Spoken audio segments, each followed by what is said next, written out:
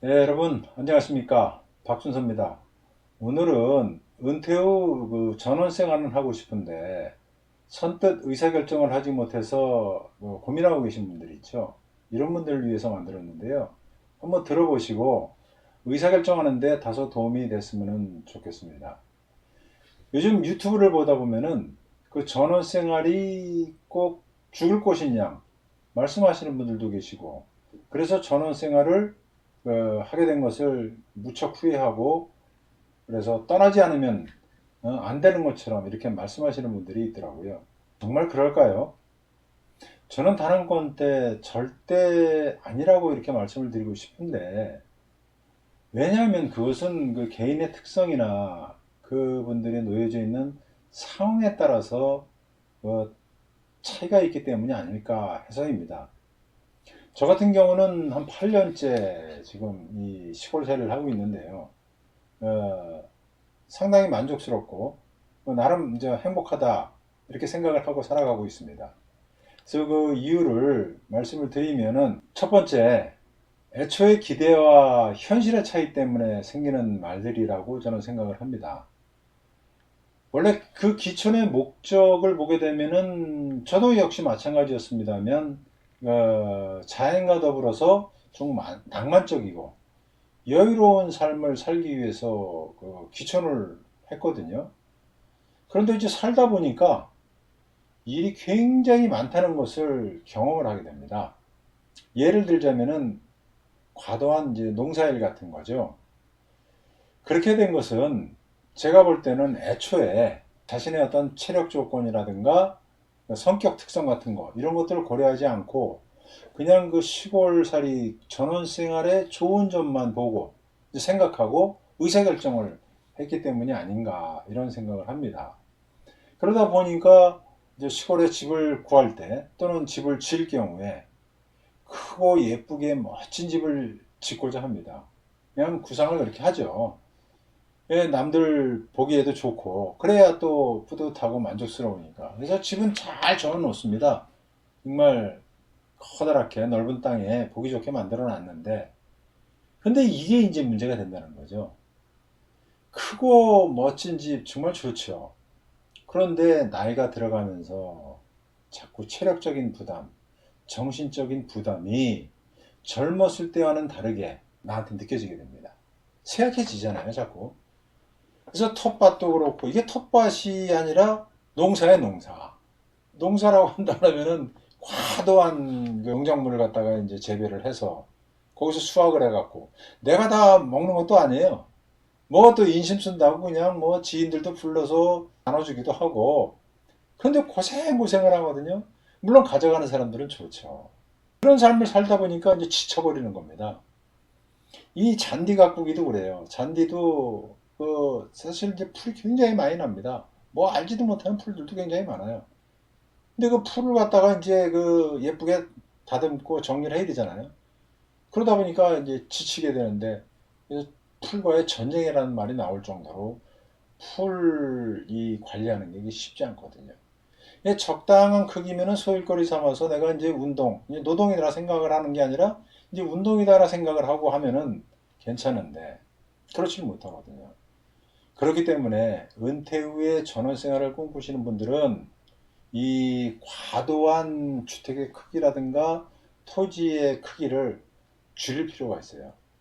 그 나이가 들어가면 우리 미니멀 라이프라고 그래갖고 자꾸 좀 줄여서 생활하자고 그러지 않습니까? 그러니까 주택과 토지의 규모만 줄이는 게 아니라 그 내부에 있는 여러 가지 그 우리 생활용품 이런 것도 꼭 필요한 것들만 내비두고 그 나머지는 다 이제 버리자는 거 아닙니까? 그래서 좀 편하게 살자.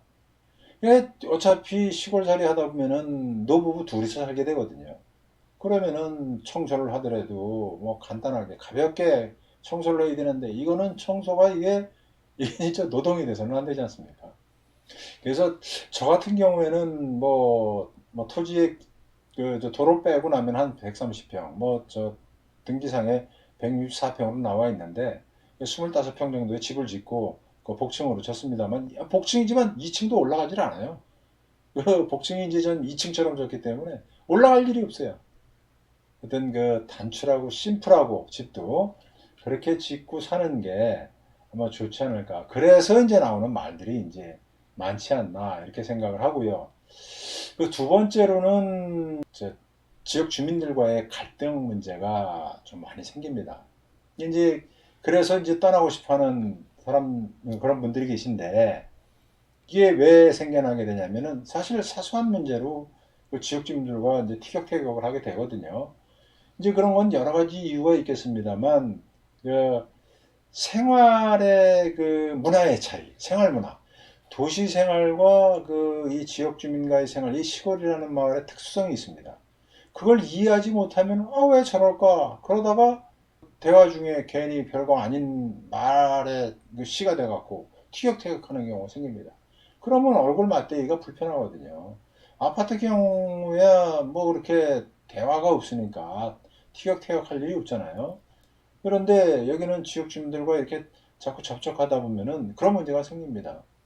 뭐 이제 분리수거하는 문제에서도 사실 뭐 이야기가 오고 갈 수 있는데 아파트의 분리수거 방식과 이 시골 마을, 전원 마을의 방식이 약간의 차이가 있어요. 물론 대원칙은 같습니다. 그런데 그런 데서 오는 그 불편함을 느낄 수가 있거든요. 그런 데서 오는 차이로 인해서 갈등이 발생하게 되는데 이유가 어떻든지 간에 뭐 우린 자꾸 텃밭이라고 아니냐 텃밭 텃세라고 그러고 뭐 이러면서 얘기도 하긴 하는데 텃세라기보다는 문화에서 오는 차이 이런 게 아닐까 생각을 하고 그래서 이제 갈등이 되지 않도록 그걸 해나가야 되잖아요. 갈등이 되면은 누군가 대인 간의 갈등이 일어나게 되면 심한 스트레스를 받아갖고 그게 감정적 그 에너지 소비가 무척 커집니다. 그럼 힘들어지거든요. 그래서 심한 경우 이제 분노 이게 이제 심해지면은 걷잡을 수 없게 되잖아요. 그래서 정신적으로 부정적인 영향을 미치기 때문에 그냥 떠나는 게 낫겠다 이런 생각을 갖게 됩니다. 그래서 이제 그런 말들이 좀 나오는 거고요. 그리고 세 번째로는 근데 그런 걸 알기 때문에 이제 어떤 분들은 좀 마을과 동떨어진 단지도 아니고 마을도 아닌 좀 동떨어진 외진 곳으로 이렇게 가시는 분들이 계세요. 뭐 그것도 괜찮죠. 자기 성격을 알고 특성을 알고 그런 거 교류하는 것을 좀 어려워하는 경우에 그렇게 갈 수가 있는데 그런데 살다 보면 어떤 문제가 있는 줄 아세요? 외로움을 느낍니다. 심심함을 느끼고 무료함을 느껴서 고립감, 고독함 같은 것들을 느껴지기 때문에 이것도 뭐 이제 몇 년 못 가서 야 이거 못 살 때다 떠나야 되겠다 절대 그래서 시골 내려가면 안 된다 이런 그래서 개인의 성향이죠. 누군가 이렇게 교류하기를 좋아하고 뭐 좀 복잡하지만 그래도 그냥 뭐 활발하게 뭔가 움직이는 듯한 이런 것들에서 익숙해 있는데 이 시골이라는 것은 한적하고 조용하거든요. 농번기 때는 각자 농사일에 바쁘고 그러니까 교류할 시간이 없습니다.